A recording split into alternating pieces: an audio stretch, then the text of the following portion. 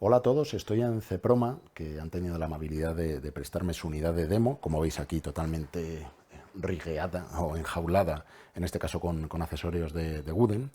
Y lo que queremos, lo que os quería explicar en este vídeo es básicamente los menús principales por los cuales os vais a mover para poder empezar a trabajar con la Burano. No quiero ir menú por menú, no quiero verlos todos, pero sí los más importantes. Entonces, si os parece, vamos a ello. Lo primero, que sepáis que tengo asignado aquí el botón de menú directamente al botón número 5 de la empuñadura, porque en este caso hemos cogido la empuñadura, la GPVR100, me parece que se llama, para poder trabajar como si fuese una FX9 aproximadamente, ¿vale?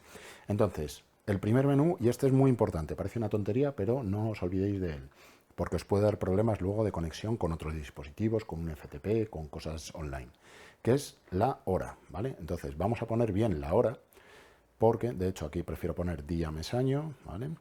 Y luego la fecha. Hoy estamos a, si mal no recuerdo, 28, ¿sí? 28 de febrero de 2024, ¿vale?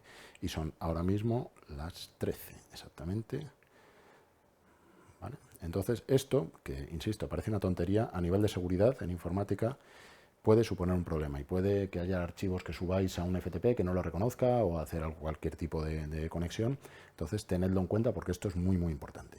Y ahora ya si nos metemos en menús pues más relacionados con el mundo de cámara, tenemos por un lado el de proyecto. Esto ya nos suena de otras cámaras, como la FX6, que por cierto es con la que estoy grabando, de la FX9, por ejemplo.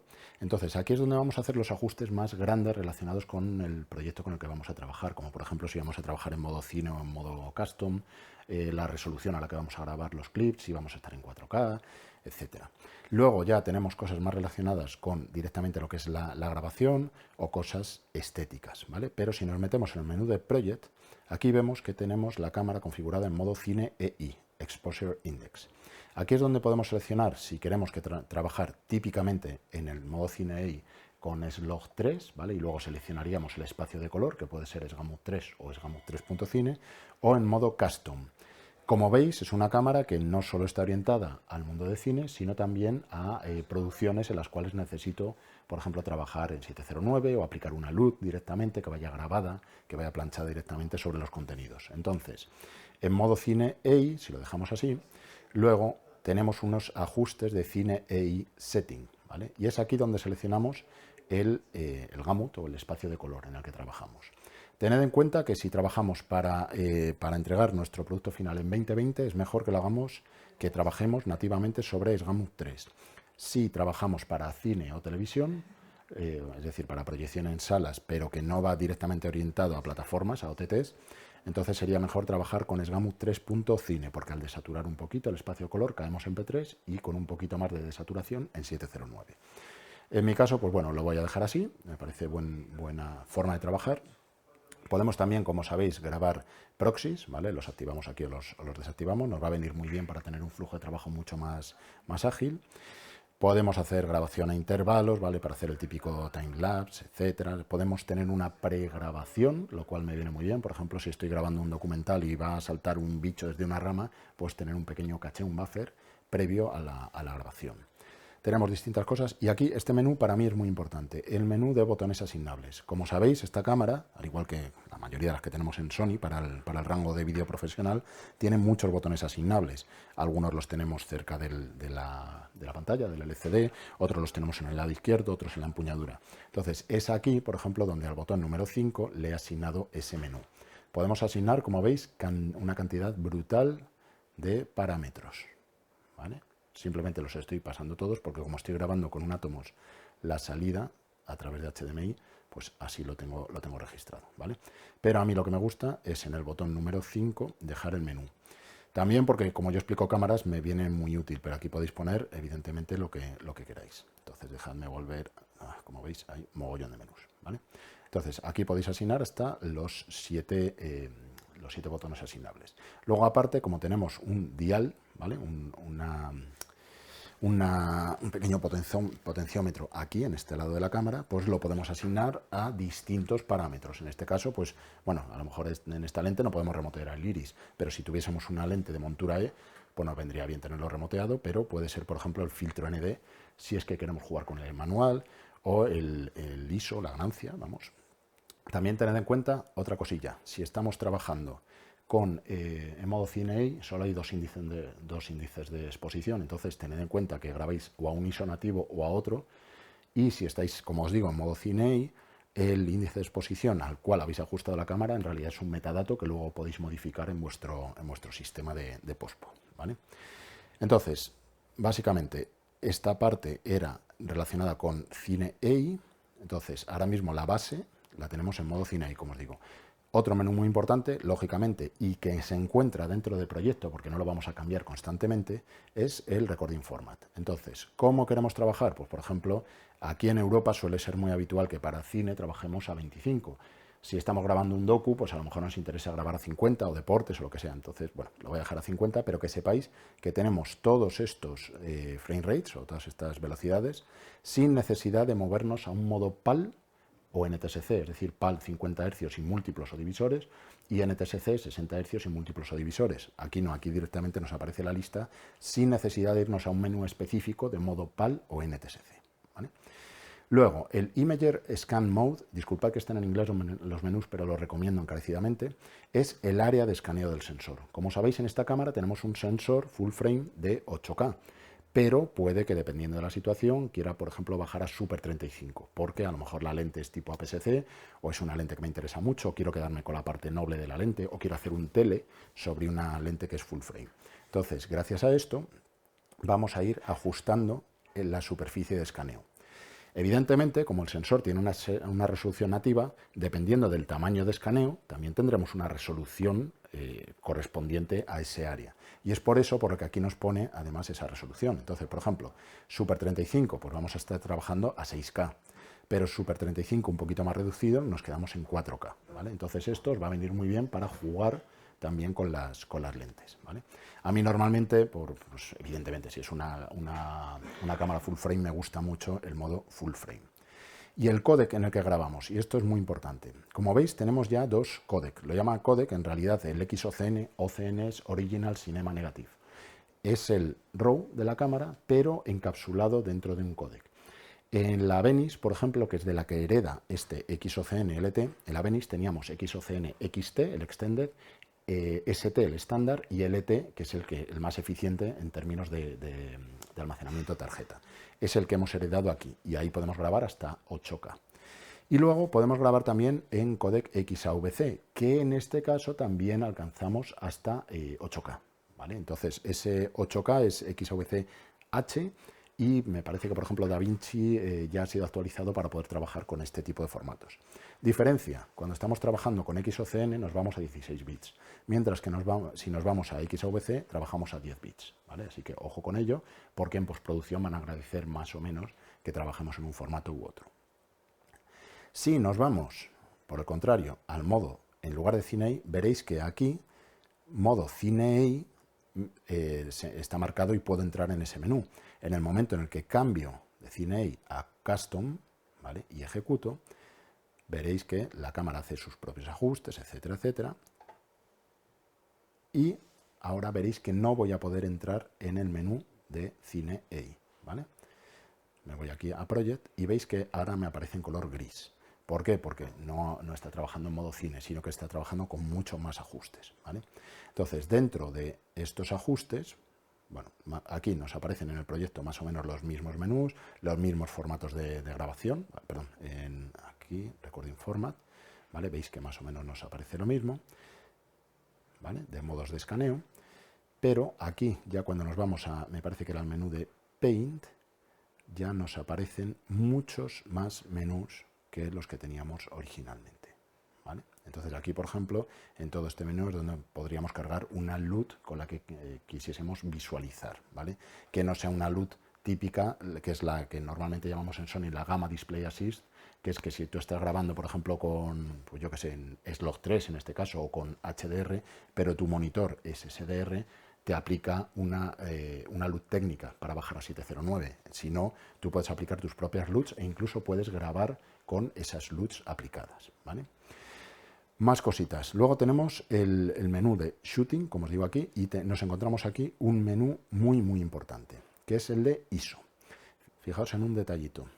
Cuando nos vamos aquí y cambiamos el base setting de custom a Cine EI, nos ocurre lo que os decía antes, que la cámara solo trabaja con 2 ISOs nativos, ¿vale? Que si mal no recuerdo eran 800 y 3200 en esta cámara. Disculpad porque como son tantas cámaras, sé que en la Venice 1 eran 500, 2500, en la Venice 2 creo que eran 800 y 3200 o algo así, en la FX9 800 y 4000 o algo así. Entonces, disculpad que me bailen un poco las cifras, ¿vale?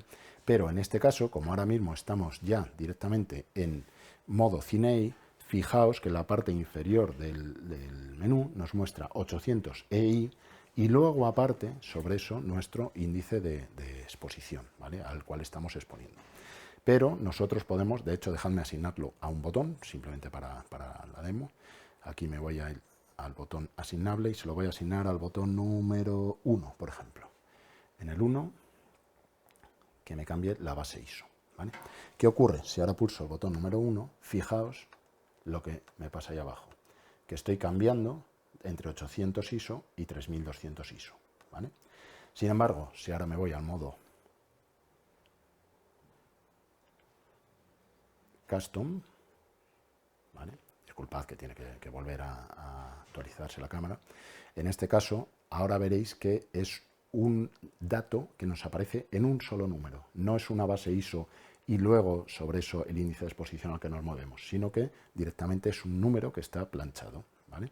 Y veis que nos aparece ISO 320, ¿vale? Entonces, que sepáis cómo trabaja la cámara. En modo custom te lo plancha directamente, mientras que en modo Cine EI tienes 2 índices de exposición, 2 ISOs nativos y el índice de exposición te lo explica como metadato, ¿vale? Más cositas importantes a la hora de grabar con la cámara.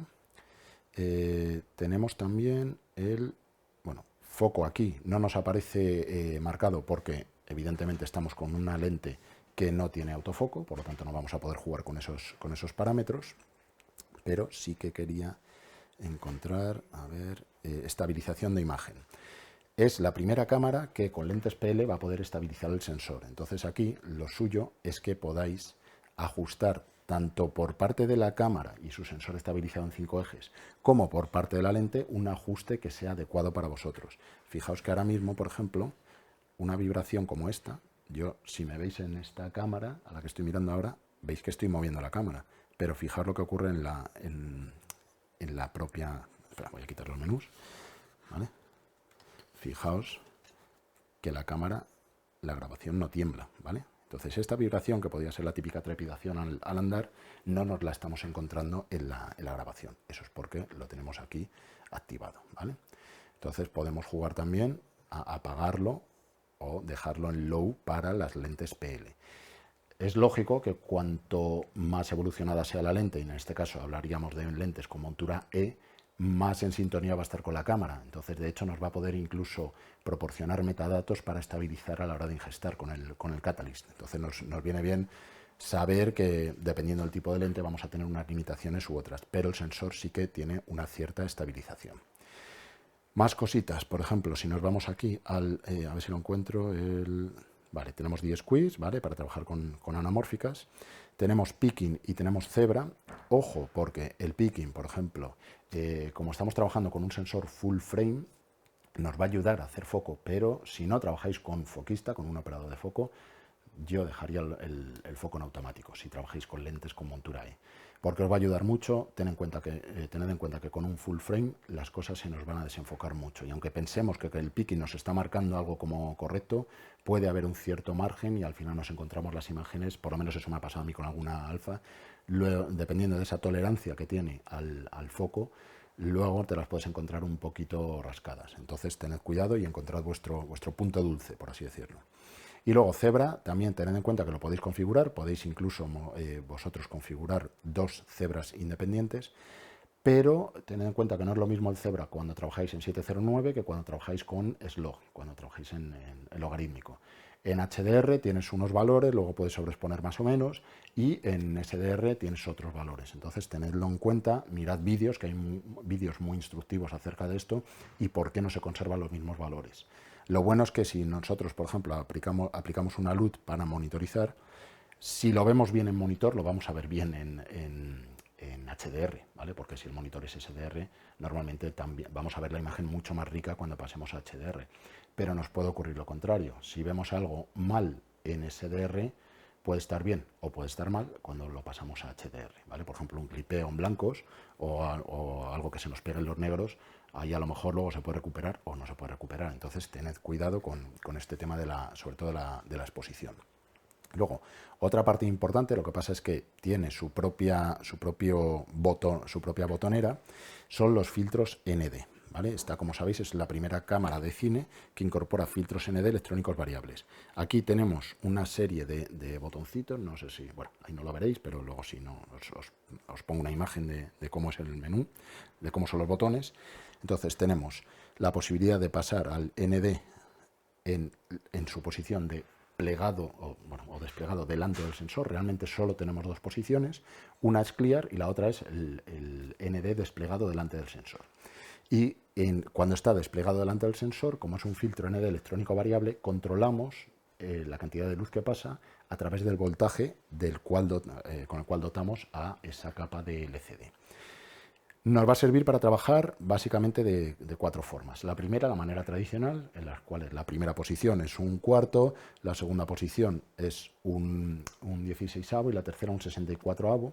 Esto es normalmente para cualquier cámara que tenga el filtro ND electrónico variable, pero aquí ya habéis visto que trabaja con stops. Por lo tanto, habla un lenguaje más tipo cine. Podemos asignar cualquier otro valor a la primera posición. Por ejemplo, si hacemos un cambio aquí estamos en interior y tenemos el ND en clear y queremos pasar a una primera posición con, imagínate, 0,9 pasos, pues en ese caso podemos asignarlo a la primera posición. Esa sería la segunda forma de trabajar. No con lo que viene de serie, sino ajustándolo nosotros.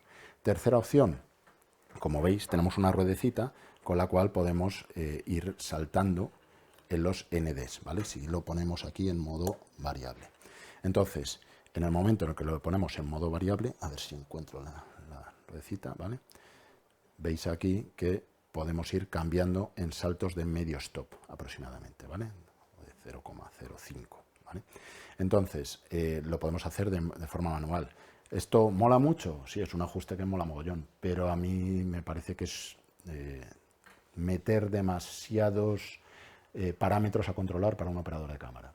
Solución, la cuarta forma de trabajar, que es dejarlo totalmente en automático, va mediante un botón asignable y lo dejaríamos trabajando en automático. ¿Por qué? Porque así, por ejemplo, típica escena en la cual hacemos un traveling de interior a exterior, pelotazo de luz, en lugar de cambiar el ISO o cambiar el iris o cambiar cualquier otro parámetro, el shutter, directamente cambiamos ese ND y lo hace la cámara de manera automática.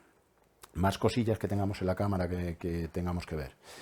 Pues, a ver, en el audio, tened en cuenta que vamos a poder disfrutar de la montura de la MI, ¿vale? Bueno, montura MI o interfaz MI. Esto significa que con transmisores como el que llevo yo aquí, ¿vale? Ahora mismo estoy grabando con esta misma tecnología en una FX6, vamos a poder, a través de un interfaz que lleva en la parte superior, lo que pasa es que ahora está escondido con la jaula de Wooden, meter todo el audio directamente, incluso de dos transmisores, tenemos un receptor doble y podemos meterlo como dos de los canales de audio. Y luego aparte, evidentemente, tenemos nuestros conectores XLR en el lado derecho de la cámara. Por lo tanto, podemos tener hasta 4 canales de audio en nuestro códec. Y a ver, que se me acaban las cositas, porque la verdad es que no es una cámara muy complicada, sobre todo si venís de trabajar con una FX6 o con una FX9. Si venís de una Venice, pues a lo mejor os lleva un periodo un poquito más largo de acostumbraros, pero vamos, tampoco es una cámara muy distinta a lo que podéis estar acostumbrados. Y luego hay un menú que este sí que creo que requiere una explicación específica, aparte, que es el de Network. El menú de Network nos va a permitir que, por ejemplo, con un teléfono móvil o con una conexión de la propia cámara a una red, vamos a poder hacer ciertas cosas online. La principal para mí es poder subir los archivos, tanto en proxy como en alta, vamos a poderlo seleccionar directamente a un FTP, por ejemplo, ¿vale? Entonces, eso lo vamos a poder hacer, como veis aquí, con el archivo en alta, ¿vale? O con el archivo en proxy, o con los dos, ¿vale? Entonces, ¿qué ocurrirá? Cada vez que paro una grabación, automáticamente el archivo de proxy se me sube y el archivo en alta también se me pone en la cola de trabajos, pero como es lógico, ocupa mucho más, tardará más en subirlo. Si nos vamos a modo cine, pues claro, quizá no sea lo más eficiente, a no ser que tengamos la cámara conectada por cable o tengamos un ancho de banda muy grande. Pero es que además, si trabajamos aparte con un teléfono conectado a la propia cámara, por ejemplo por USB-C, vamos a poder hacer cosas como por ejemplo que la cámara transmita los ficheros de manera muy rápida a través de USB-C a nuestro teléfono y nuestro teléfono haga como de repetidor para subirlo a distintos sitios. Ventaja de eso, que ya tendríamos una copia del clip en la propia tarjeta de la cámara, otra en el teléfono y otra en el FTP al que lo he subido. Por lo tanto, la tarjeta pasa a ser el backup. Ya podría formatearla en el momento en el que lo tengo aquí o en el FTP, ya podría formatearla, ¿vale? Entonces es un proceso de ingesta que nos permite esa especie de dogma que tenemos en Sony, que es edita en proxy, renderiza en alta. Ya llegarán los archivos en alta, pero puedo empezar la edición prácticamente en el momento que acabo de grabar. E independientemente de la localización. No hago un proceso de ingesta tradicional donde físicamente necesito mi tarjeta con un lector y conectarla a una estación de trabajo. No, es que directamente esto se sube porque a lo mejor estoy grabando en Zimbabue, la edición es en Madrid, el color me lo están haciendo en Barcelona y resulta que el productor está en Canadá y quiere ver los materiales. No hay problema, todo eso lo podemos tener automatizado y directamente ver como si fuesen los dailies, no cada día, sino directamente en el momento en el que se han grabado. Entonces nos puede ayudar bastante.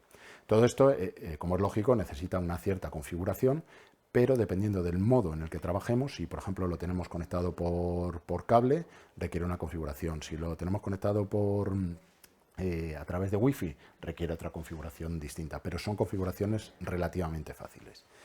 Y nada, esto era lo que os quería mostrar muy por encima, ¿vale? Yo creo que con esto ya más o menos tenéis para echar a andar con la cámara. Como veis por los menús, si habéis operado una FX6, FS7, FS5, FX9, no es una cámara muy distinta, todo es más o menos igual.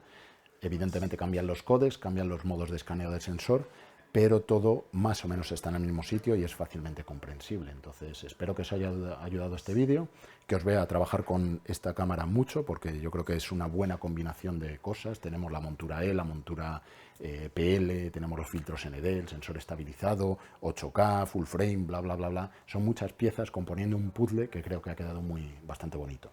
Así que, como os digo, sacadle mucho partido, porque esto es una cámara evidentemente profesional, y espero veros mucho por ahí, quiero ver vuestras grabaciones. Si queréis que analicemos alguna parte de la cámara, en cuanto pueda echar mis zarpas otra vez sobre ella, lo intentaré resolver, pero mientras tanto, como os digo, que os sirva este vídeo. Así que muchísimas gracias por estar ahí y nos vemos en otro.